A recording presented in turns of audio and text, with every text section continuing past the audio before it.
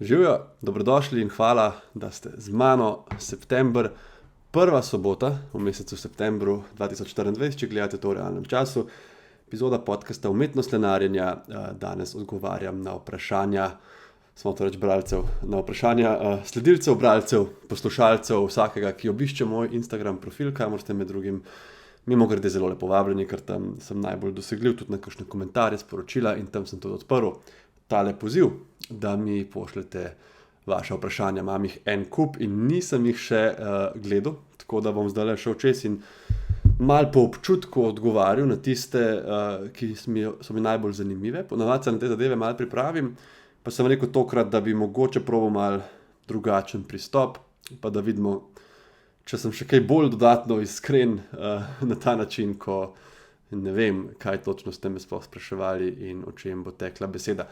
Solo epizoda, se pravi, nimam gosta, ne vem, kakšen odnos imate do takih podcast epizod, kar se tiče gledanosti, pri meni so nekoliko manj popularne kot tiste, kjer imam gosta, seveda, kar lahko razumem. Vedno se potrudim, da so tudi te nekako relevantne, zanimive, ampak gosti so tisti, ki se mi zdi podcast naredijo kar tako zanimivega, tako zanimiv medij, kot tudi je. Tako da z veseljem vam povem, da bo v mesecu oktobru boste dejansko objavljeni 2 epizodi, ker je to svetovni mesec v bistvu duševnega zdravja, a ne nekako tudi rdeča nit tega podcasta Umetnost lenarjenja je nekako skrb za lastno duševno zdravje.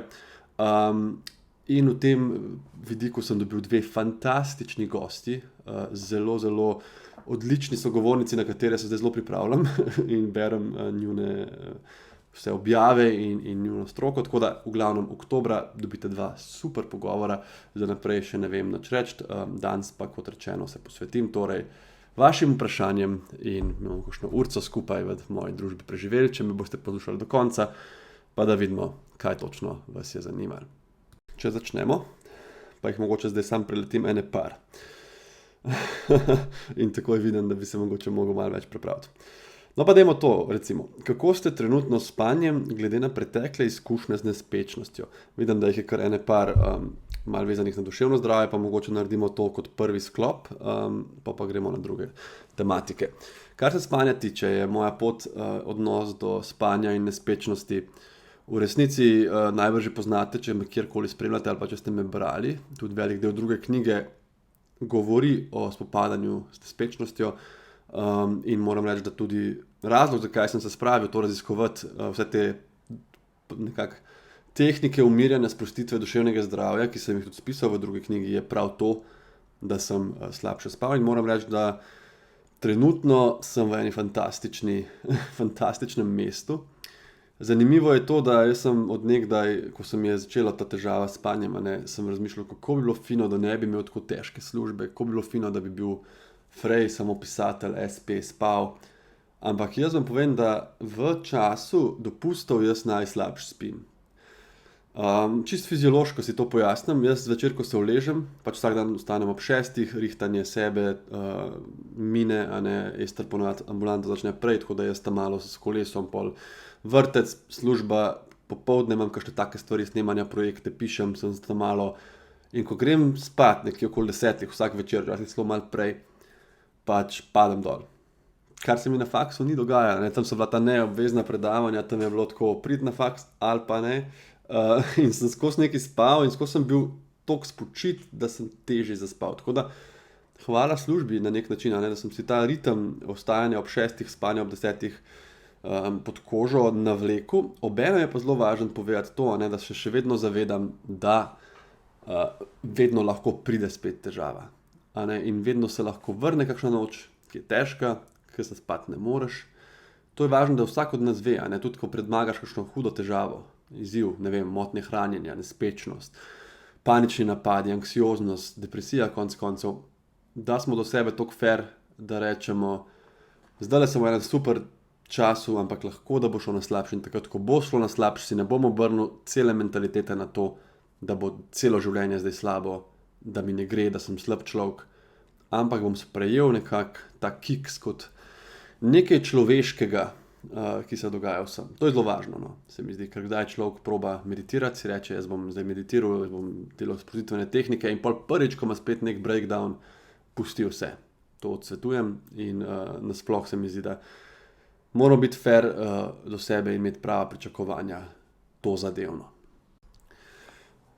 To je eno zanimivo vprašanje. Kaj ti gre najbolj na živce? In to je težko odgovoriti, ker je tukaj več stvari, ampak če omenim samo ene par. Jaz sem človek, ki ga zelo se trudim, da ne bi bil skipljiv, da bi bil potrpežljiv. Ena stvar, ki mi gre zelo na živce, so določeni ljudje v prometu. Promet me zelo sprovocira. Sploh mogoče tisto, ki sredi Ljubljane nažgejo nek svoj glasen avto, ki itak ne more iti bolj kot 55 na uro tam po centru, ampak samo to, da vsi slišijo, kako k njemu tisti zabrni. Pa vem, vsi imamo svoje stvari, ki nas veselijo, sam ne vem, se mi zdi, da je veliko stvari v življenju, ki te lahko veselijo na način, da s tem ne težiš pa moriš drugim. Tako to je ena stvar, ki mi gre zelo na živce. Druga stvar je pa bolj generalna, se mi zdi, in sicer mogoče ta odnos oziroma to lastnost, ki so jo ljudje in smo jo ljudje razvili, zdaj odkar imamo to medmrežje in vse te povezave, in sicer, da vsak želi imeti o vsaki stvari mnenje. In jaz mislim, da seveda jaz mislim, da ne velja, da vsak ima pravico do svojega mnenja, ampak da vsak ima pravico do svojega informiranega mnenja, se pravi mnenja narejenega na podlagi nekih informacij. Se pravi, če ti rečeš, ne vem, jaz mislim, da paradižniki niso zdravi, zato ker si enkrat pojedel en paradižnik, pa je bil slabega okusa, to ni neko mnenje, ki mislim, da bi bilo treba upoštevati samo zato, ker vsak ima svoje mnenje. Če pa ti rečeš, paradižniki niso zdravi, jaz tako mislim in menim, ker sem prebral, ne vem, 20 strokovnih objav, zadnjih smernic in sem nutricionist in to razumem, potem seveda to mnenje čisto drugačno. Če razumete, kaj pravim. Ne? In danes se dogaja to, da je neka objava, velika to v medicini, da ne govorim, kaj se je dogajalo v COVID času, in začnejo ljudje nekako tlačiti svoje poglede, ki so na to zadevno neizobraženi, nimajo tle nobene podlage strokovne naprej in neke resnice kričati zelo na glas. In tukaj sta dva problema. Prvič, nekdo, ki se spozna, bo ponavadi pristopil bolj skeptično. On ne bo rekel, jaz vem vse. On bo rekel, glejte, paradižnik je lahko tak, ne vem. On bo razložil z neko skepso. In enemu zunanjemu opazovalcu bo zgledal dosti manj prepričan kot ki samo kriči, pa nastopa mogoče karizmatično. In drugi problem, seveda, take kriči bo lahko koga zelo prestrašil. Tukaj vidimo ogromno škodo na področju cepljenja, koliko ljudi noče iti se cepiti nosečnic recimo za oslovski kašelj, čeprav celotna stroka to priporoča, ker je nekdo na Facebooku, tukaj gremo na to apokaliptičnost, stopnjevanje strahu, se pravi, zdravnik bo rekel, cepite se, ker je to najbolj varno za vašega novorojenčka, ko se rodi, v primeru, da pride v stik. Teoretik zarote bo pa rekel, če se cepaš, boš splavila, boš znorela, otrok bo mrtev. Se pravi, vidite, ta nekako nažiganje najhujšega, to bo vedno delala samo ta plat, ki nima argumentov, seveda, ampak seveda človeško je, da ko to prebereš, te je strah in začneš dvomiti. In tukaj je dolžnost vsakega posameznika, da pazi, kje dobi svoje informacije, pa dolžnost nas, zdravnikov, zdravstvenih delavcev, da širimo relevantne informacije na razumljiv način. Tako da zelo mi gre na živce to, jaz vem vse o vsem, ker imam povezavo do spleta, Moramo vedeti, da na spletu ni urednikov, na spletu lahko vsak objavi karkoli in edina stvar, ki bo zdaj naredila to razliko, a bo on bran ali ne, je količina teh všečkov, delitev in se pravi nek vox populi, ki vemo že zgodovinsko, da ni vedno zelo relevanten. To. In zdaj, če poiščem mogoče še kakšno vprašanje na temo duševnega zdravja. Anksioznost, perfekcionizem, kdaj menjati delovno okolje? To je kar težko vprašanje, ki ga mogoče ne znam zelo na hitro odgovoriti. Ampak kar bi rad rekel je to, da je kdaj dobro pogledati tudi z druge plati. Če se v službi ne počutiš dobro, je mogoče čas, da jo zamenjaš. ampak moraš pa paziti, da nisi en tistih ljudi, ki samo iščejo neko perfektno, magično okolje zase, ker to se pa dogaja. Človek bo menil partnerje, selil se bo, službe, ker nekje obstaja nek plc, kjer bo meni vse v redu.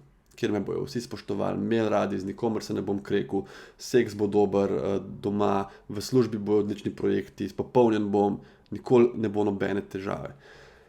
Če iščeš nekaj takega, se zna zgoditi, da boš zelo dolgo iskal, zato ker je težko cel svet prilagoditi sebi. Lahko to poskušamo, z nekimi potezami empatije, na nek način posegamo v svet na način, ki ga spreminja na bolje. Lead by example, smo dobri, delovni, poslušljivi, kakorkoli. Ampak dosti lažje kot prilagoditi cel svet sebi, je prilagoditi sebe na svet okoli nas. Mogoče samo tako za en intermezzo, če vam služba res mori, razmislite o tem, jaz vam ne bom dal tle odgovora, kdaj menjati službo, ampak včasih je pa tudi treba mogoče kaj spremeniti na sebi in ugotoviti, da bo vsako okolje vsaj malo neoptimalno in bomo mogli sebe prilagoditi, da bomo tam lažje delali ali živeli, če seveda zadanemo v zid, če ne gre naprej, službo tudi menjamo. Tle imam pa zdaj dve vprašanji bolj družinske narave, ki so še mogoče v to krovno, se pravi duševnega zdravja, ampak malo na temo še odnosa z Ester. Se pravi, kako je na vajin partnerski odnos vplivalo rojstvo Mine? Jaz vam povem, da z Ester sva skupaj, ne upam sploh reči, da je let, ko bom mimo žgal in pa bom mogoče malo jezna name. Že itak ne maram, da takole snemam, pa sem se ful potrudil, da sem zadnji pospravil, zato ker, če gledate na YouTubeu, vidite pač en del najinega stanovanja in ona vedno reče, si to snemal, po tleh so igrače od Mine, pa zdaj vidi 20 ljudi. Torej, ne bom vse se zelo zračuna, 2011 leta v glavnem, sva prišla skupaj, zdaj bo 14 let, torej kmalu. In najin odnos je bil tako, ne vem, jaz sem zelo pozno, v bistvu ona je bila moja druga punca, ampak prava, če lahko temu rečem. Zelo pozno sem nekako začel s pravo resno zvezo in je šlo, mogoče tudi zato, ker sem toliko dolgo čakal na nekega takega človeka, blazno gladko. Mislim, da se cel faks sva bila najbolj povezana, brez prepirov, kompatibilna, zadovoljna, srečna in moram priznati, da rojstvo otroka je prvič meni pokazalo, za odnos z partnerko je treba tudi aktivno delati in se truditi. Mogoče smešno, ampak prej je to nekako prišlo spontano. Jaz sem se trudil, da ne vem, sem delal faks, da sem imel dosti časa za Ester, da sva kam šla lepo. Ni bilo pa te misli, kaj lahko še naredim, da bova povezana, da bova skupaj, da se ne bova oddaljila. Ob rojstvu otroka je prišlo do te vrzeli, oba sva bila neprespana, ni bilo časa za naju, ni bilo najinih aktivnosti najljubših, od večerij do potovanj, vse je šlo na pauzo in tukaj je ključno, da se spomniš to, da to ni stop, da to je pauza, oba sva takrat na veliko, sem govorila, da nikoli več ne bova imela otrok in nekako lahko rečem, da to prehodno obdobje je bilo zelo, zelo težko, zdaj pa v resnici to, da imava eno krasno malo punčko, je kvečem še bolj povezan. Tako da, all in all, bottom line bi rekel, da naju je še povezalo in utrdilo, da je pa postreglo z enim prehodnim obdobjem intenzivnih izzivov, ki ga res še nisva poznala. In zdaj eno podobno vprašanje, kako handlata selitev ob službah in otroku? Midva se seliva s prihodnjim mesecem, oba sta si zelo želela nekoč živeti v hiši, tako da sem zelo vesel, da sva našla svoj prostor in tam imel svojo pisarno, se pravi, bom lahko snemal in zadnji bojo, ne vem, moje stvari, tle so tudi moje, to so moje knjige. V glavnem bom lahko imel pisarno za delo, to sem si zelo želel, da lahko pišem v miru, ker to, kjer zdaj sedim, to je moja delovna miza, zadnji vidite dnevno sobo in tukaj čez dan, ko je Mina doma, edin razlog, da zdaj lahko snemam je, ker sem po dežurstvu, ker sem tukaj pijem kavo, da zdržim, seveda umetnost lenarjenja, in Mine ni doma, tako da imam tle plac. Drugače, tam bom končno se lahko umaknil in to komaj čakam, da bom imel nek tak prostor zase, da uredim misli, pišem in tako naprej. In kako handlava, težko je, zmeri bolj, zdaj zaenkrat, če končujemo tam delati, tako da z naslednjim mesecem pridejo ti glavni izzivi. Moram reči, da na srečo imam dejansko dobro službo z razumevajočimi tudi šefi, in sem napovedal, da bom imel tudi v naslednjih 2 mesecih kar nekaj dopusta, pa ne vem še točno kdaj, ker ne vem, kdaj bojo hišo končali, kdaj se bo nosil, kdaj, se pravi, so mi šli zelo nasproti, malo to upoštevajo, v glavnem velika, največja, najbrž zahvala najnim staršem, ki bojo zdaj mino v prihodnem obdobju malo gledali, ker seveda tudi vrtec menjamo, v glavnem, vsi te izzivi, to je mogoče poanta, taki izzivi so dosti lažji za preživeti, če imaš neko perspektivo, če si rečeš, ok, zdaj bo težko, zdaj bo ta mala uživčna, ker bo menjala okolje, mi da bomo mogla delati, mi da bomo mogla splanirati še 1000 stvari, prišli bomo tja, ne bo najbrž vse super, ne bo vse končan, ampak to delamo zato, ker gremo na svoje, v svojo hišo. Ko gledaš to celostno sliko, ti je vse lažje. Tudi ta ogromen kredit, ki ga imamo, ki ga vidimo vsak dan, ko pogledamo v spletno banko, lahko si zamorjen, koliko dolgujem banki. Lahko si pa reči, ok, dolgujem zato, da sem lahko v svojem res sanjski lokaciji, v svoji hiši, mi sva res našla nekaj, kar nama 100% ustreza in sem res srečen. In ko gledaš to celostno sliko, potrpel bom selitev, ker potem bom preseljen, je takoj pač neskončno krat lažje. To je veliko tudi v življenju nasploh, ko imaš neko težko službo, se lahko spomniš, zakaj si jo vzel, zakaj si to študiral, če te na faksu se zatakne, zakaj sem želel to študirati, kaj bo na koncu prišlo iz tega. Jaz veliko tako pišem, pa mi ne gre, pa pol naredim pauzo, pa pač poiščem neko novo zagon, motivacijo. Velikokrat razmišljam o času, ko bo ta tekst končan, mogoče sem zdaj na enem delu, ki mi gre počasi, ki je težek, ampak ravno paradoksalno deli, ki so mi zapisati najtežji, na koncu najboljši spadajo. Tako da imejte tudi cilj v glavi in mogoče, če je ta cilj ogromen, če hočeš postati bodybuilder, ali pa če hočeš živeti v vili na gradu, si ga razdelite na manjše cilje. To je tudi važno, ker če je psihološko ta cilj tako težko dosegljiv, da si človek reče, se vseeno, ne bom se trudil, nisem bodybuilder, hodim že 3 mesece v fitness, ne da se mi. Dajte si za začetek nek cilj, ne vem, da bom dvignil na bench pressu 80 kg in potem to stopnjuješ. Tudi mi, da sva pač najprej najemala, potem sva odkupila stanovanje od babice, sva ga prenovila, zdaj sva ga prodala, zdaj greva v hišo in se pravi po korakih, to je tudi, se mi zdi, en važen uvid, kako do teh velikih sprememb v življenju psihološko pristopati. Jaz, eno vprašanje, bi vam zdaj povedal, da od vseh vprašanj, ki jih dobivam, veliko tudi na kakšnih intervjujih ali pa na knjižnih dogodkih, najmanj ljuba so mi vprašanja o razporejanju časa. Pa skoraj vedno me vprašajo, kako pišeš, kako ti to rata? In tle isto piše, kako si uskladil učenje za specialističnega starševstvo, službo in še vse druge aktivnosti. Pa razumem, da ljudi to zanima, naša služba ni lahka, naša služba je več kot 40 ur vsak teden, je okoli 50-60 ur na teden. Kako lahko ta tip piše, ima Instagram, nastopa, predava, snema podcaste. In jaz bi rad tle povedal, to sem pa zadnjič vnaprej razmislil, ker sem vedel, da bo eno vprašanje na temo time managementa. In je ena zanimiva stvar, glede časa. In to je, da čas je zelo relativen, kako sem jaz pameten, prvi sem to rekel. Čas je zelo relativna zadeva in čas lahko zelo manipuliramo, ko se na to navadimo. Vam dam en primer. Trenutno ima moja hčerka Mina eno obdobje, ko se zelo težavno uspava. In uspavanje zvečer pred spanjem, večerna rutina je očijeva pri nas doma, oči je tisti, ki uspava, če seveda nisem dežuren ali pa kaj drugega. In trenutno to traja nekje vsak večer od 8 do 21:20, 21:30. Se pravi, 1,5 ure, recimo povprečje.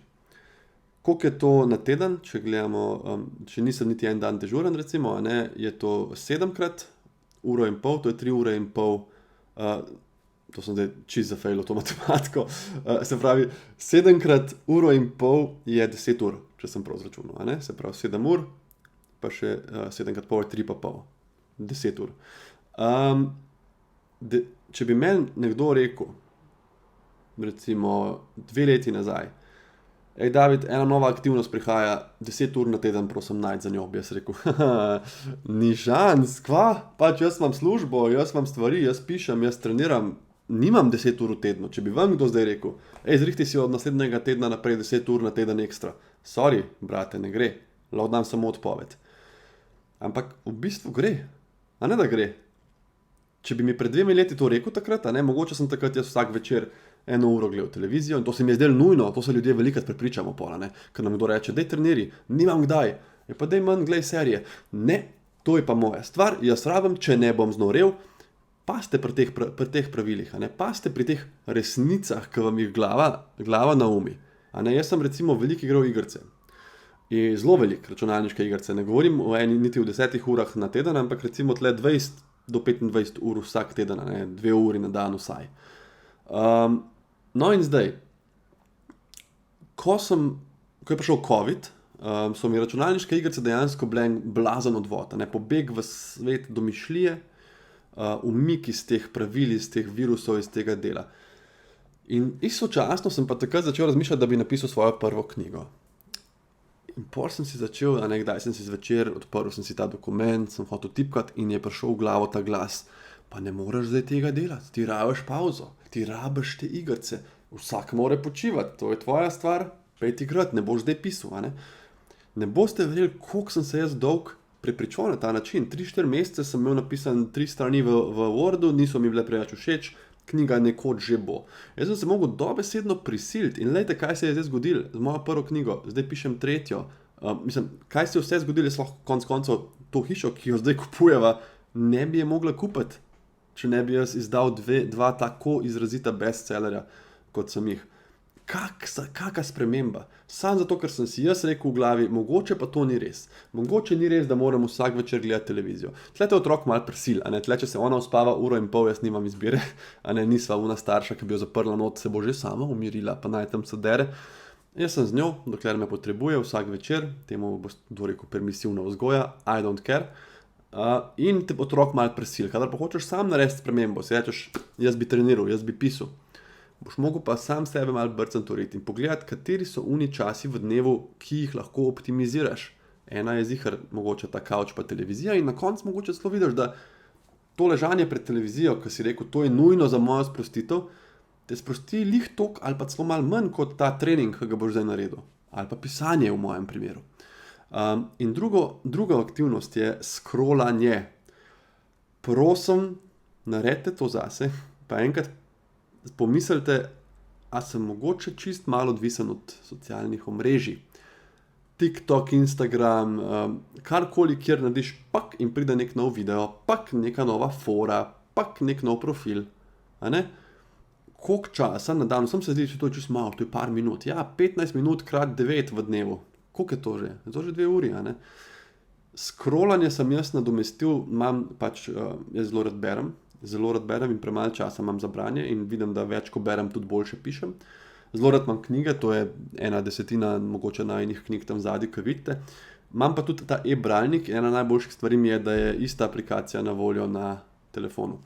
Tako da zdaj sem se, kadar bi rad scrollu, si prav rečem, David, malo si odvisen od Instagrama, jaz zase vem in priznam in se borim trenutno s tem, malo si odvisen od reelov in od Instagrama in zdaj ne boš tega odprl. In to mi je težko, kar mi dokazuje, da sem odvisen, če bi bilo lahko, ne bi bil.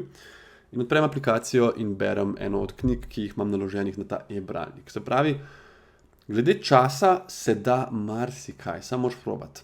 In moraš ugotoviti, da vsi seveda rabimo mogoče malo bivanja v tej coni distrakcij, kot je rekel Tony Robbins, ampak, se pravi, ne vem, za vas je mogoče to gledanje serij, zame je bilo igrice računalniške, ampak je razlika, če delaš to 3 ure ali pa 20 minut na dan. Jaz še vedno igram igrice, ne vem, ampak zdaj je 1 ura, 1,5 ure na teden, namesto 1 ura, 1,5 ure na dan. In zdaj mirno spavam, vsak večer 1,5 ure, ko bo to spet boljš, bo zaspala v pol ure, bom imel jaz 1 uro več, a ne? Torej, kaj bom naredil s to uro, ne vem, bomo videli. Ampak, kar vam hočem reči je, čas je tak fluiden, če smo zdravi, a ne, če nimamo kakšnih ekstremnih situacij v življenju, partnerja, za katerega moramo skrbeti, babico, detka, prikovanega na posteljo, so izjeme. Ampak načeloma imamo vsi 24 ur, zdaj pa razporedi, tako da ti bo na koncu življenje, ki ga živiš, na nek način všeč. Hej, tisti, ki gledate in poslušate to na YouTubu, ali ste zdaj opazili tako, da se je kar ob moji glavi se je pojavil nek like? Ok, čak, zdaj se ful nekaj dogaja. To je nek program, ki zdaj jaz ponovadi snemam v studiu, ampak zdaj doma probavam nek čist bazičen program za snemati, ne vem, zdaj ne deluje več. In se očitno neki efekti sprožijo, tisti, ki ste na podcast aplikacijah, pardon za ta internet, samo meni je ful smešen. Pardon, če se kaj pojavi okoli mene, ni tisti, ki gledajo te video, a ne. Ni namerno, pa ignorirajte, prosim, poanta je seveda to, o čemer se pogovarjamo. Pa gremo kar naprej. Tle imam zdaj ene par vprašanj, če stopimo malo stran zdaj od tega duševnega zdravja, o zdravniški službi. Začel bi s tem, kako to, da si se odločil za poklic zdravnika. Dosti dolgočasen odgovor, zanimiv mi je. Medicina mi je postala nekje v srednji šoli, v gimnaziji izjemno zanimiva. Karkoli smo se učili na temo človeškega telesa, sem se učil najrajš od vsega in spet to neki svet. Jo. In ko sem začel razmišljati, kaj bi delal v življenju, ena ideja je bila seveda igra, da bi šel na AGRFT. Takrat o pisanju, recimo za čuda nisem razmišljal, ker nikoli nisem imel ideje v glavi. Nisem si upal pomisliti, da bi lahko od tega živel, da bi lahko prodal toliko knjig, da bi lahko iz knjig tudi delal predavanja in dobil dejansko plačo. Tega ti nihče v službi nikoli v šoli ti nihče ne reče, da lahko živiš od pisanja, kar je dobro, ker je to v Sloveniji dejansko izjemno težko. No, in v glavnem zanimala me je medicina in sem se vpisal na faks in tukaj ni nobene neke globje zgodbe zadaj. Imam pa zdaj 3 različna vprašanja v povezavi z mojo prihodnostjo v medicini. Boš čez 5 let še zaposlen kot zdravnik ali razmišljaš, da bi pustil zdravniško službo in se posvetil pisanju, ali boš še kdaj odšel iz medicine, ali celo 4 vprašanja, v glavnem tudi pogosto vprašanje, ki ga dobim. In na katerega je malo težko odgovoriti, tako da bi mogoče ga razčlenil na par delov. Prvič, jaz mislim, da ta trenutek bi lahko živel zelo lepo tudi samo od tega svojega SP-ja, se pravi pisanje, Instagram, nastopanje, predavanje, odpira se mi zmeraj več sodelovanj, vrat, rad imam to kombinacijo tega naziva vplivnež, ko lahko jaz služim od tega in hkrati ljudem pomagam. Sodeloval sem z NIJZ, Slovenija Transplant, kot veste, in zdaj se mi celo odpira eno sodelovanje v prihodnjem mesecu z Svetovno zdravstveno organizacijo na temo alkohola, ozaveščanja, so prepoznali moj profil kot relevanten, kar sem blazno navdušen. Seveda knjige, moja trenutno največja strast, ljubezen, najrajš to delam, pišem 3 stvari hkrati. Prihodnje leto izdam mimogrede novo knjigo, malo več o tem mogoče kasneje. Jaz bi lahko nekako dobim dovolj od tega, da bi živel. Ampak tukaj ne gre samo za to. Ljudje kdaj vprašajo, a si prodal to knjig, da končno lahko daš odpoved. In v tem je implicirano nekako ta neka ideja, da človek, ki je zdravnik, samo do tiste točke, ko končno najde nek drug način, da bo živel in pa takoj da odpoved. Ni to neko prehodna zadeva, ki jo izberemo iz obupa, ta poklic. In ta poklic je v resnici, kolikor je težek, ima ogromno enih krasnih pozitivnih plati. Izpopolnjen si zelo od njega, je zanimiv, raznolik in še ta krasna zadeva, da dlje ko delaš to, boljši si in boljši kot si, boljše delati. Seveda več ko znaš, rajš priješ v službo in rajš razmišljaš in boljše ideje imaš in bolj pomagaš bolnikom. Seveda se pa tukaj ta 2 svetova z mano tudi malo združujeta. Jaz v bistvu veliko nekih inspiracij za pisanje jemljem tudi iz svoje službe. Veliko enih vprašanj tudi na temo pisanja, kamor bomo mogoče zdaj zavili, tako da zaključim odgovor na to vprašanje, ali boš čez 5 let še zdravnik. V katerem primeru razmišljam, da bi dal odpoved, da bi šel iz medicine, kar bom priznal, da tudi razmišljam.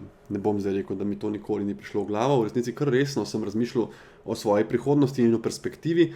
Predvsem zato, ker v resnici nimam toliko časa za pisanje, kot bi ga rad. Predvsem zato, ker mi je pisanje tako veliko pomeni, imam toliko idej, kaj bi še rad pisal. Potem pa seveda človek tudi dobi v glavo neke take romantične predstave o tem, kakšno življenje bo, brez medicine, kako bom jaz lepo vstal, se naspal, šel na vrt s skodelico kave, se usedel pod drevo, pisal, ljudje me bojo brali, pisali mi bojo meseček, daj prije knjiga, prosim, še piš, ti si car. Pa bom vzel, najel bom avtodom septembra, šel za en teden na morje, pisal tam, ko ne bo sezone ob morju. Mislim, to so take ideje in to je neko življenje, ki morda nekoč, bom rekel, da je morda nekoč moja želja. Je pa tle več hakeljcev, zdaj zunaj tukaj podirajo po Ovičah, ki spet gradijo neka luksuzna stanovanja, upam, da se ne sliši preveč, ker meni se zdi, da zelo ful ruži. Tukaj je več hakeljcev, ena je to, da jaz pač zdravnik sem rad, in druga je seveda to, da nikoli ne veš, če boš v resnici toliko bran, kot sem zdaj, in če bom lahko od tega na dolgi rok tudi živel, poplačal ta enormen kredit, ki ga imam, in tako naprej. Če mi uspe, zdaj pišem eno znanstveno fantastiko v angleškem jeziku, največja stvar, ki sem jo kadarkoli začel, vključno z faksom in tem, to je moj največji projekt v življenju. Če mi uspe knjigo prodati v tujino in če se v tujini začne brati, potem mislim, da bom toliko safe, da se lahko posvetim tej stroki. Ampak zaenkrat imam plan ostati v zdravstvu, če le ne bo šlo še na slabše in slabše in slabše, moram reči, da to, kar se zdaj dogaja, najdaljša stavka v zgodovini, same slabe odločitve, da ne govorim o vseh teh stroških, ki rastejo, davke dvigujejo in na nek način ne bom za vsako ceno ostal v medicini, bi pa rad ostal še nekaj časa vsaj. Zagotovo rad imam to službo, če bo le možnost ob tem tudi pisati in živeti tako, kot pač jaz želim, ker nisem pa eden od tistih, ki imam pač tudi super sodelavce, ki jim je to življenje, tudi doma pišejo članke, raziskave, medicina, znanost, meni je super medicina, rad sem zdravnik, ni pa to moj life, jaz rajš pišem pač zgodbe, literaturo, rajš pišem o stvarih, ki niso čisto medicinske, in tudi ta knjiga, zdaj ko pride naslednje leto, neke vrste Siva cona 2, se mi zdi super in jo rad pišem, ampak pa bom presekal s to medicinsko literaturo za nekaj časa in šel v res bolj literarne, leposlovne vode. Eno vprašanje za intermezzo. Glede prehranskih dopolnil so res nujna in glede varnosti uživanja, kaj pravijo študije? Jaz sem imel podcast pred kratkim z Jernejem Ogrinom, tisti, ki se na Instagramu ga najbrž poznate, če ne ga pa pejte pogledat. In on je zelo dobro rekel, prehranska dopolnila so točno to, kar pove njihovo ime, dopolnila. To je dopolnilo k prehrani in po definiciji ne more biti nujno. Če bi bilo neko prehransko dopolnilo nujno, potem bi to bilo dobesedno na recept za vsakega, recimo to, kot so ocenili, da bi fluor za zdravo zobovje bil, da je res nujno ga dodajati, in so ga začeli dodajati v vodovod. In s tem vsi dobimo nekako fluorirane zobe. Tako da ni nujno, absolutno ne. In za vsako stvar je treba biti skeptičen, tako kot je ta gospa, ki mi je to pisala, tudi zato, ker je ogromno firm, nimajo vse istih certifikatov, in ni vedno enostavno vzeti s police nekaj, kar ima najbolj velik napis rdeč za klicaji in za procenti. So določena dopolnila, za katerimi znanost bolj stoji, tukaj recimo izpostavim vitamin D, izpostavim omega 3, to so izjemno relevantne molekule, vitamin D je seveda vitamin, definicija vitamina pa je, da je nujen za življenje in ga ne moremo tvoriti sami, tako da ga moramo nekje dobiti, ponavadi v prehrani. In vitamin D in omega 3 sta dve zadevi, ki jih s prehrano težko zaužijemo dovolj. Tako da to sta dve zadevi, ki jih jaz celo leto jemljem. Drugo pa nekdo ima celo gajbo, in vzame 19 tablet zjutraj, kar se meni mogoče niti ne zdi več v redu. Nekdo pa prisega na zdravo, raznoliko prehrano, ni še nikoli vzel dopolnila, je skozi zdrav. Kdo sem jaz, da mu govorim, da naj živi drugače? Tle imam eno vprašanje, ki sem ga šele videl zdaj. Bi se kdaj preselili iz ljubljanske Megle na vas? ali bi ostali v mestu. Mi da smo našla en super kompromis, ne bom vam zdaj povedal svojega naslova, obviously, ampak smo našla en kompromis, kar meni je, jaz sem vedno rekel, jaz želim imeti hišo v naravi, ob gozdu, ob pač neki travi, z dobrim zrakom, brez ceste zraven in zato sem vedno rekel, to je moj kompromis, bo da se izselim iz Ljubljane in se bom pač vozil. Ampak vam povem, da je to en jako težek kompromis, ker jaz obožujem kolo, sovražim gnečo in veste, kakšna je obvoznica ljubljanska in mi začenjamo zjutraj službo, imamo te gneče, imamo ta dežurstva in zdaj sem najdel nek način, da sem nekako malo odmaknen, ampak še vedno s kolesom pičim do kliničnega centra, tako da to mi je super. Prav na vas pa, evo, priznam, ne bi šel. Pardon, ker sem vseeno, bom kar rekel, skoraj malo zaljubljen v Ljubljano. Blazno mi je všeč to mesto, megla gor ali dol, saj si v 20 minutah zunaj, če hočeš iti na sonce ali pa na sprehod ali pa na izlet. Ful imam rad to mesto, zelo mi je všeč center, prijatelje imam tukaj, mislim tako, res, od gledališča, športa, vsem, Ljubljana mi je res top, tako da Ljubljana forever, evo, če tako lahko rečem. Ok, to je tudi zanimivo vprašanje. Zdaj bom imel eno tako zelo random rubriko vmes teh poljudnih vprašanj, pa bomo šli še malo na knjige na koncu. Kako izbiraš goste za podcast? Jih povabiš ti ali se kdaj povabijo sami? #asking for a friend. Goste izberem jaz, dobim pa kdaj kakšen dober predlog, dobim tudi kakšen mail, kdo se ponudi sam ali pa ponudi svojega svojca ali pa ponudi svojega šefa, sodelavca.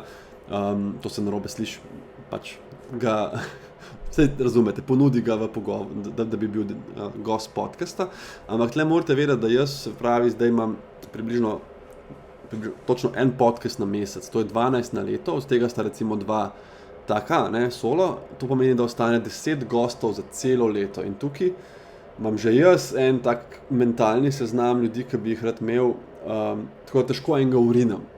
Vsaj tako na hiter, razen če mi je blazno všeč ideja, da bi ga imel. Po drugi strani je pa velikat podcast tudi naročen, recimo v mesecu oktobru, mesec o duševnem zdravju, ima Mestna občina Ljubljana eno fino akcijo, kjer podpre nekaj podcasterjev, mislim, da bomo jaz, Nina Gaspari, Vida Igličar in naroči eno epizodo na temo duševnega zdravja. In tukaj imam jaz možnost, da jaz predlagam, kdo bo prišel, ali pa oni predlagajo nekoga, ki ga seveda jaz želim prej odobriti.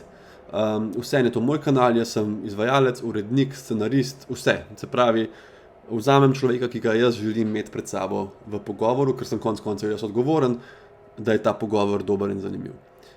Upam, da sem odgovoril, tako da če ima kdo predloge za goste, jaz sem vedno navdušen, če ga dobim, ne morem pa obljubiti, da bo predlog sprejet. Samo ena misel, tako smešna, ko to berem, zdaj sem dobil vmes. Kako je zanimivo, kako so socialna omrežja tako neka siva cona te našega obnašanja, etiketa, ne.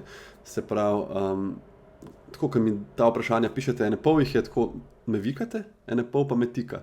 In veliko dobim na Instagram tudi tako sporočilo, joj, ne vem, a bi vas vikal ali tikal. In je zanimivo, ker tudi meni, nikoli se mi ne zdi čudno, če dobim na Instagramu vprašanje, a bi ti mogoče lahko povedal kaj o opičjih kozah, recimo, kar sem dejansko dobil pred kratkim in bom naredil en reel o tem. Ni mi čudno.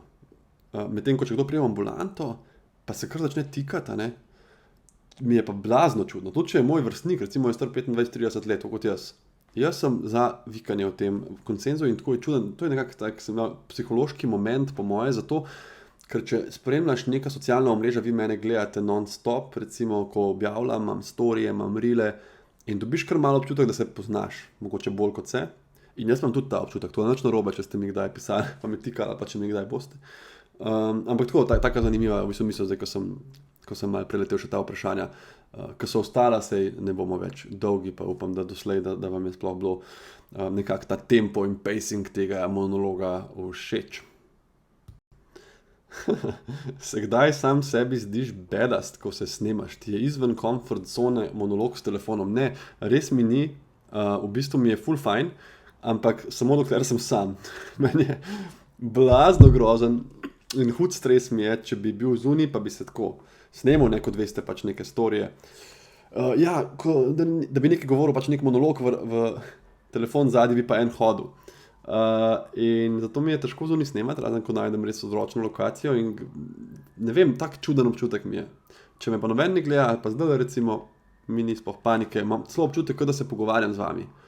Ne vem zakaj, taka mal čudna psihološka fora. Ampak ja, sovražim pa to, da bi si dal tam nek tripod sred kongresa, pa bi neki probo, ne vem, kot te TikToke, ki plešajo zunaj, pa bože, ljubi me, res ne, nikoli ne bi mogel tega. Tako da, dokler sem sam, ni panike. Ok, vprašanje. Kako se lotiti izdaje knjige? Ali napišeš en del in kontaktiraš založbe? Jaz vas zelo lepo vabim, da počekirate moj podcast, če imate taka vprašanja. En podcast pogovor sem imel z Andrejem Blatnikom, ki je urednik in ima tudi na aplikaciji Mladinske knjige eno masterclass na to temo in tam sem šla zelo v detalj tega, kako pisati pa kako izdati. Na kratko pa moj nasvet je najprej, seveda začne se s pisanjem. Pišite in ko vam bo izdelek relativno všeč in ko ga boste imeli že veliko, najbolj neko smiselno celoto, takrat se pristopi. Večina založb ima na spletni strani nek način, da oddate ta rokopis, napišete par besed o sebi, kdo ste, kaj želite s tem doseči in potem upate nekako na odgovor urednika, ki bo pozitiven, pa seveda morate vedeti, da potem se šele pravo delo, ne bom rekel, da se šele začne, ampak je še veliko do konca. Nekdo pol pošlje rokopis, mu ga sprejmejo in pol dobi nazaj ful rdečih pripomb in je užaljen. To je moja knjiga, kaj se oni grejo. Urednik ti bo spreminjal stvari, ti bo podčrtaval, ti bo predlagal, kaj se črta, dodajal in moraš biti hvaležen, ker to je človek, ki prebere 10 knjig na teden. In seveda si ti avtor, ti imaš svoj slog, ti napišeš uspešnico.